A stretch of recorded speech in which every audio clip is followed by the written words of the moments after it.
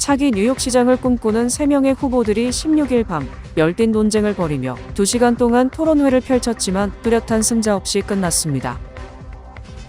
미국 상공회의소가 16일 트럼프 행정부가 H-1B 전문직 비자 신청 수수료를 100배 인상한 조치가 위법이라며 소송을 제기했습니다. 도널드 트럼프 행정부가 뉴욕시 대중교통에 대한 테러 방지 보조금을 삭감한 조치가 위법이라는 법원 판결이 나왔습니다. 뉴욕시 일원 한인 청소년들 절반 가까이가 자신을 코리안 아메리칸으로 확실히 인식하고 있는 것으로 조사됐습니다.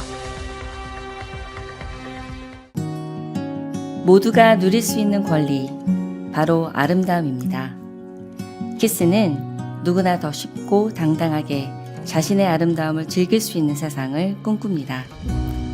키스는 우리 모두의 미래가 더 아름답게 빛날 수 있도록 최선을 다할 것입니다. 당신의 아름다움의 모든 순간, 키스가 함께합니다.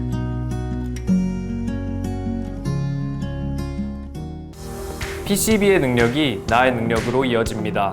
내가 만난 새로운 능력, PC빌리티. PCB뱅 제공입니다.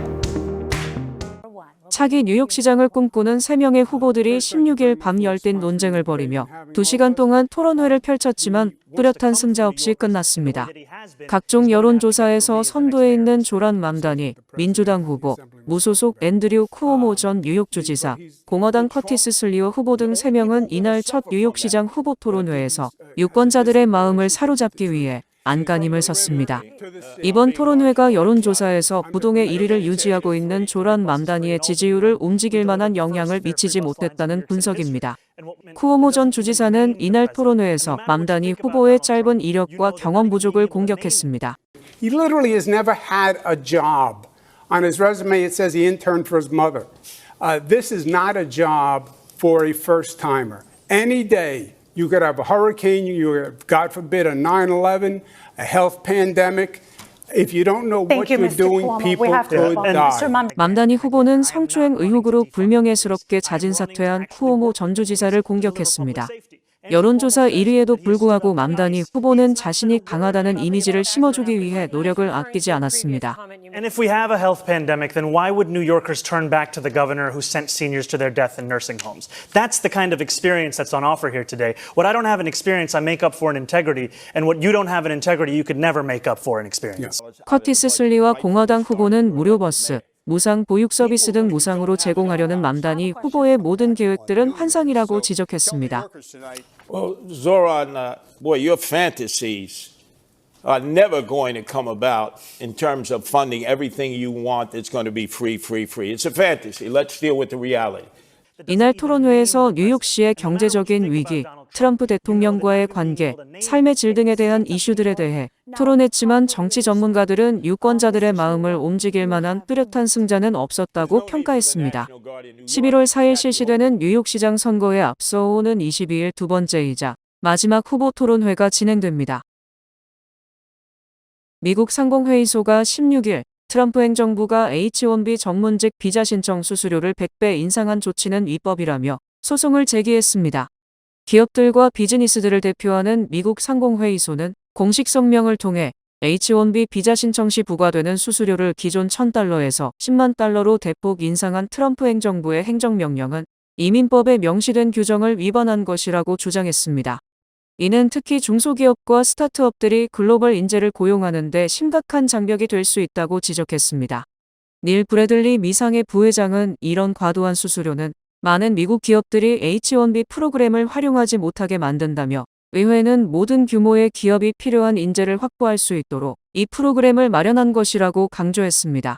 그는 또 미국 경제 성장을 위해선 노동력이 더 필요하다면서 국경 안보와 함께 숙련 인력 유치를 위한 비자제도 개혁이 필요하다고 밝혔습니다. 이어 대통령도 미국이 세계 최고의 인재를 교육하고 유치하길 원한다고 밝혀온 만큼 상의도 이에 협력할 준비가 돼 있다고 덧붙였습니다. 트럼프 대통령은 지난달 행정명령을 통해 전문직 비자 수수료 인상을 발표했으며 이에 대해 기업, 의료계, 교육계 등 다양한 분야에서 반발이 이어지고 있습니다. 도널드 트럼프 행정부가 뉴욕시 대중교통에 대한 테러 방지 보조금을 삭감한 조치가 위법이라는 법원 판결이 나왔습니다. 16일 뉴욕 연방법원은 연방재난관리청이 메트로폴리탄 교통공사에 지급하기로 했던 3,400만 달러 규모의 테러 방지 보조금을 보류한 것은 노골적인 법률 위반이라며 해당 자금을 지급하라고 명령했습니다. 연방재난관리청은 지난 9월 뉴욕시가 불법 이민자 보호를 표방하는 피난처 도시임을 이유로 보조금 지급을 중단한다고 발표했습니다. 그러나 루이스 카플란 판사는 해당 결정은 자의적이고 변덕스럽다며 연방정부가 특정 정책에 대한 보복성 조치로 자금을 끊는 것은 법에 어긋난다고 판시했습니다. 이에 대해 캐시 호컬 뉴욕주지사와 레티샤 제임스 뉴욕주 검찰총장은 공동 기자회견을 열고 이번 판결은 뉴욕 시민 모두의 승리라며 연방정부가 도시 보안과 승객 안전을 담보로 정치적 보복을 할 수 없다는 점을 명확히 한 것이라고 평가했습니다. 한편 MTA는 올해 말까지 맨해튼, 브루클린, 퀸즈, 브롱스 내 15개 지하철역에 새로운 고객 서비스 센터를 개설할 예정이라고 밝혔습니다. 이 센터는 직원 상시 배치, 옴니 요금 시스템 안내, 할인 요금 설명 등의 서비스를 제공할 예정입니다. 뉴욕시 일원 한인 청소년들 절반 가까이가 자신을 코리안 아메리칸으로 확실히 인식하고 있는 것으로 조사됐습니다. 시민참여센터가 16일 발표한 한인 청소년 정체성 조사에 따르면 전체 응답자의 47.8%가 자신을 명확히 코리안 아메리칸으로 인식하고 있다고 답했습니다. 고등학생 응답자 중에서는 57.5%, 대학생 중에서는 25%가 자신을 그렇게 정의했습니다. 반면 자신을 오직 코리안 혹은 아메리칸이라고 답한 응답자는 각각 17.7%에 불과했습니다. 또한 정체성 간의 긴장감을 경험했다는 응답은 56.9%에 달했으며 특히 대학생 그룹에서는 94.7%가 이러한 내적 갈등을 느낀다고 답해 고등학생 그룹 38.5%보다 훨씬 높게 나타났습니다. 한국 문화를 접하는 방식에 대한 질문에서는 K-팝 음악 82.7%, 음식 80.2%, 언어 76.5%, K-드라마 영화 미디어 74.1%, 한민족 명절 69.1% 순으로 나타났습니다. 문화를 배우는 경로는 부모와 가족이 71.6%, 영화 TV 67.9%, 소셜미디어 58%, 친구가 53.1% 등으로 주를 이뤘습니다. 커뮤니티 참여 방식으로는 공연 55.6%, 문화축제 52.4%, 교육 워크숍 트레이닝 34.9%, 종교활동 33.4% 등이 주요 수단으로 꼽혔습니다. 관심 있는 커뮤니티 이슈로는 아시안 증오범죄 및 인종차별이 66.7%로 가장 많았고 그 뒤로 이민 문제 61.7%, 교육 이슈 60.5%, 총격범죄 51.9% 순이었습니다. 이번 조사는 지난 여름 뉴욕 뉴저지 지역 8에서 12학년 학생 57명과 대학 연령대 22명 등 총 79명을 대상으로 진행됐습니다. 퀸즈와 브루클린을 직접 연결하는 경전철 BQ-IBX 프로젝트가 환경검토 단계에 들어서며 본격적으로 추진되고 있습니다.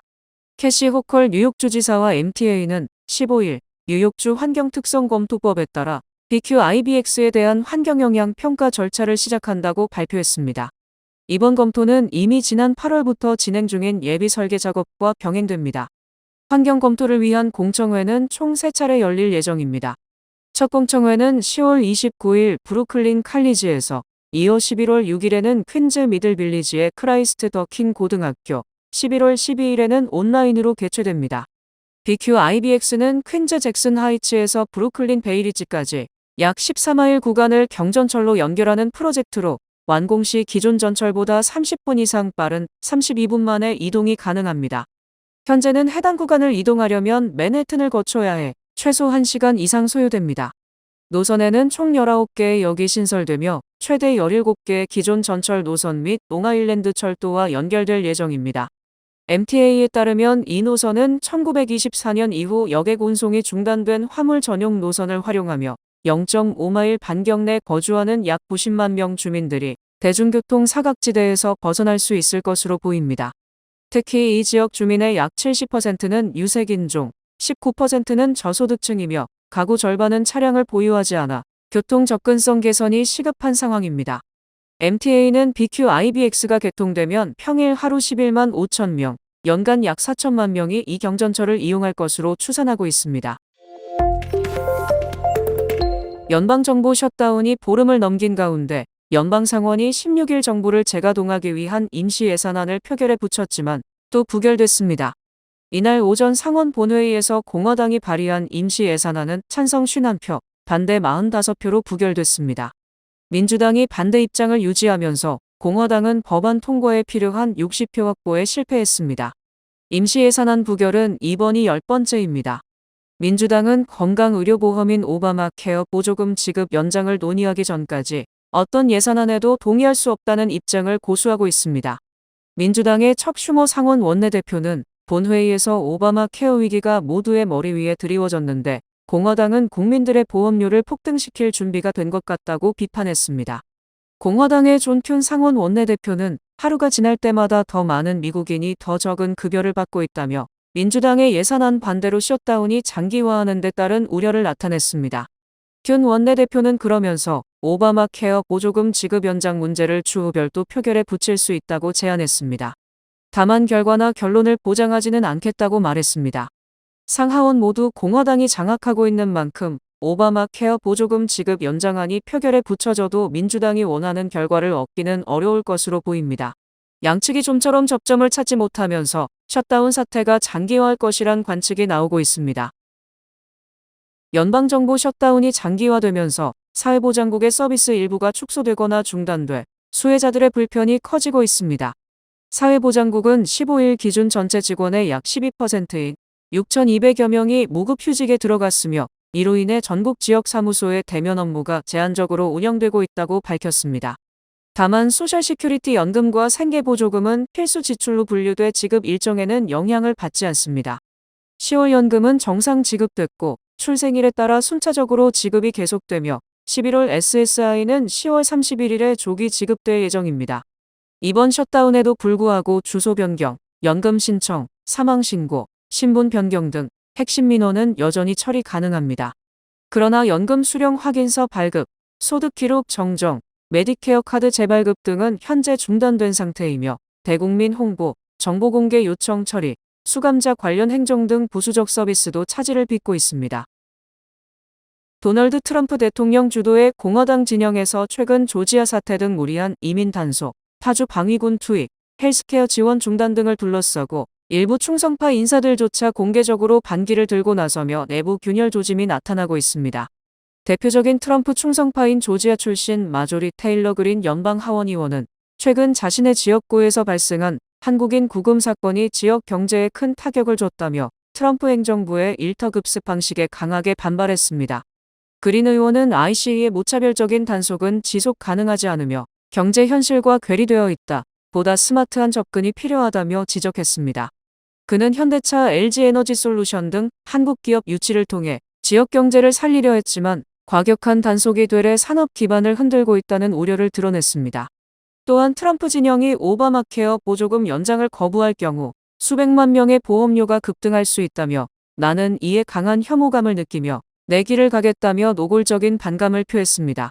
ACA 지원 연장은 연방정부 셧다운 해소를 위한 핵심 쟁점 중 하나로 공화당 내부에서도 이견이 표출되고 있습니다.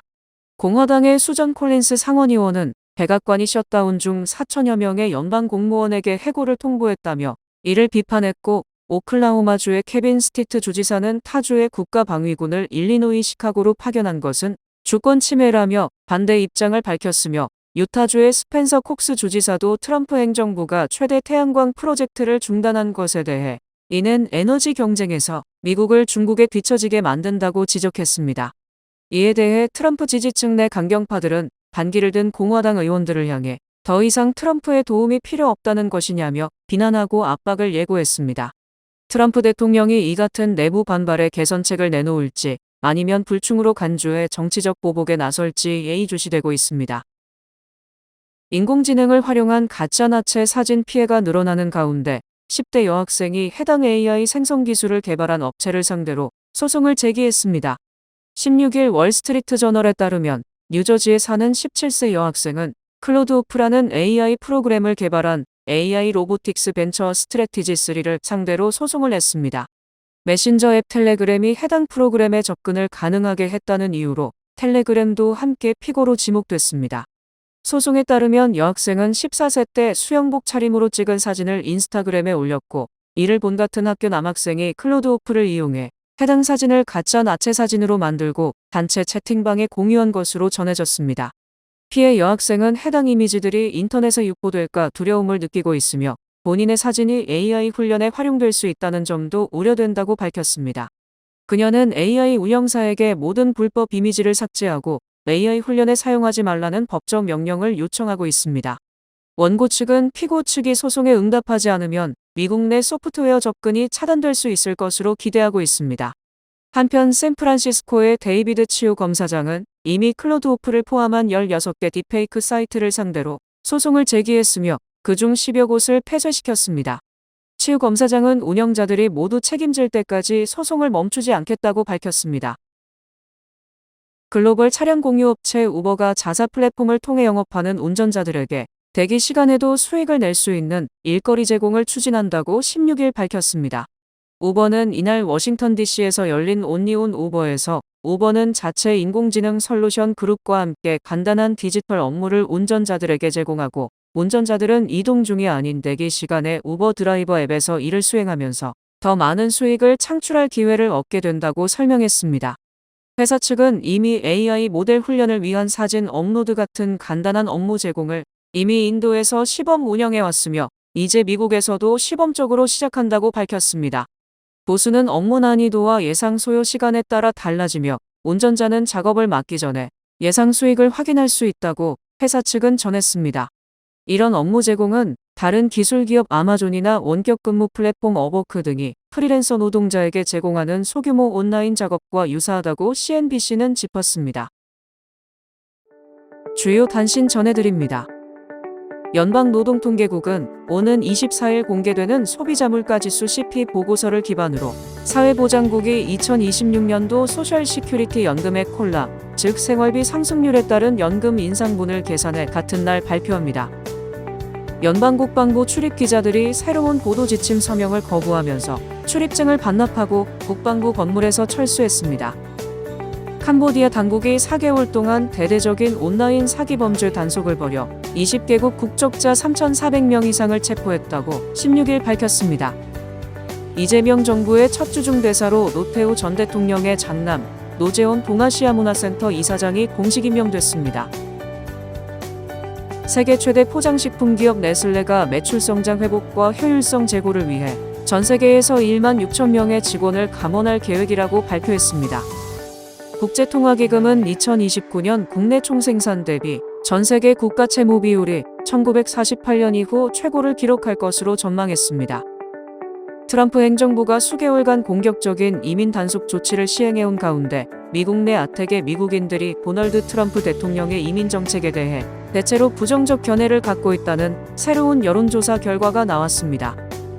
블라디미르 푸틴 러시아 대통령이 우크라이나 문제 해결을 위해 헝가리 부다페스트에서 도널드 트럼프 대통령과 회담하기로 합의했습니다.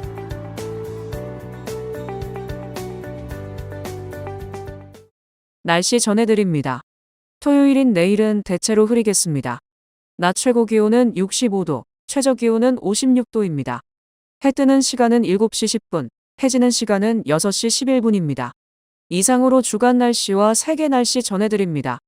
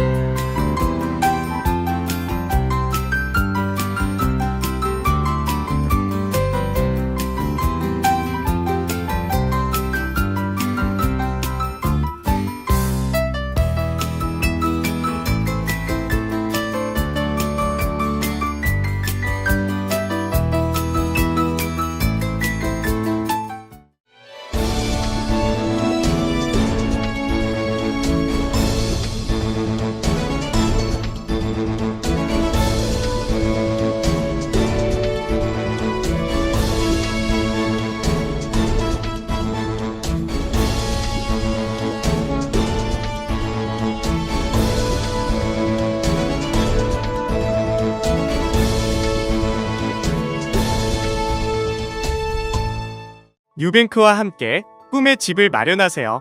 빠른 승인, 맞춤형 서비스, 전문가 상담, 지역 전문성, 경쟁력 있는 이자율. 뉴뱅크가 주택 소유를 쉽고 간편하게 모든 단계에서 도움을 드립니다. 지금 바로 가까운 뉴뱅크 지점을 방문해서 홈모기지 대출 상품에 대해 문의하세요. 뉴뱅크 제공입니다.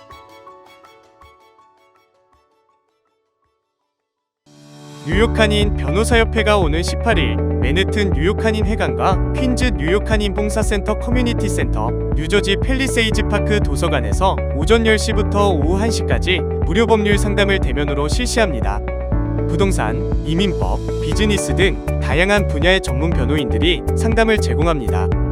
무료 법률 상담은 누구나 참여할 수 있고 한국어와 영어로 상담받을 수 있으니 여러분의 많은 참여 부탁드립니다. 이상으로 10월 17일 금요일 TKC 뉴스데스크 여기서 마치겠습니다. 시청해주신 여러분 고맙습니다.